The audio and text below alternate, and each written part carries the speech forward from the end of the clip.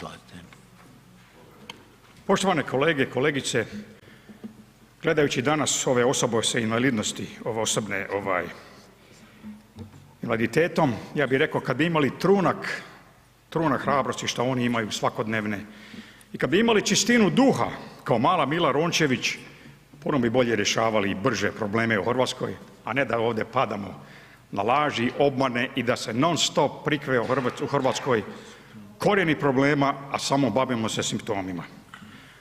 Danas, 8.5.'45. godine ušli su oni sa trorožnom kapa, trorožac, znate ono, petokraka, nosim kapu sa 3 roga, borim se protiv Boga, ušli su ti tifusari u grad Zagreb, a danas, nakon te pošasti što se dogodilo nama nakon '45. godine, oslobođenje za neke jugozomboide, oslobođenje, jer su oni dobro profitirali od toga svega i njihovi nasljednici, a drugi su dobili metak i žicu u osmicu.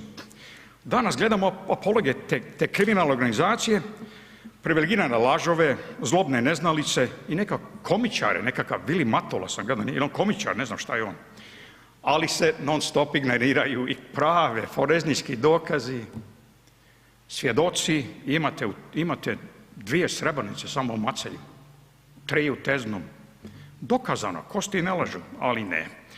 Šta se nama dogodilo nakon '45. i to se non stop prikriva u mainstream medijima, a to je uzrok svega što danas gledamo, jer Hrvatska je jedina postkomunistička zemlja koja nikad nije provela lustraciju i ta 3 temeljna koraka. Prvo, da ljudi znaju šta se događalo.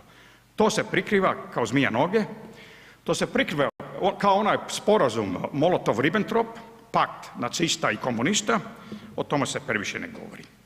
Prvo, NKVD je obučavao OZNU, NKVD je ruska tajna policija, a OZNA je ta jugoslavenska tajna policija radila je po istom obrascu. Čišćenje, prvo treba ubiti 10% populacije, kad se to napravi onda se izbriše memorija i nikom ništa. To je zašto Hrvati danas nemaju pojma ko je Kerubin Šegić, Ljudevit Jurak, ko je Andrija Konc koji je pjevao šlagere, koji je ušao u bjelovarsku OZNU, a možda je mogla pitati ova ministrica, kako se zove, Mrak nešta tu, nije danas ovdje, graditeljstva koja je naplaćivala 1700 eura po kvadratu u Gunji tamo gore, namještala ove poslove i tako dalje. Ona nije ovdje danas, ali ona je tipični primjer ostatak bivših kadrova, mi smo Mrak-Taritaš. Evo, drugi korak je cinkarenje.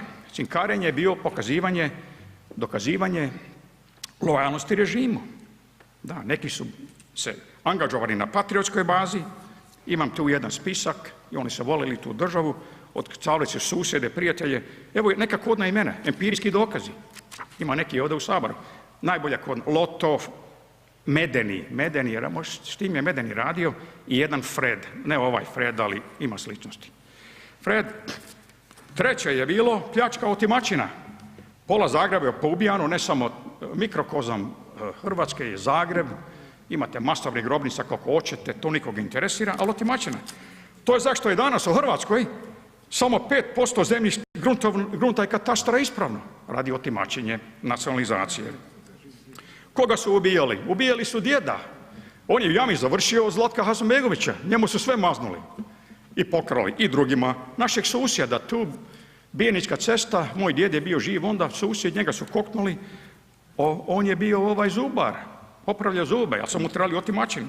To su radili trojke OZNE na čelu sa Vladom Ranogajcem, sudac, a on danas ima, taj masovni ubojica ima plakat u ovome na Jarunu, gdje piše sportski djelatnik, od masovne ubojice do sportskog djelatnika.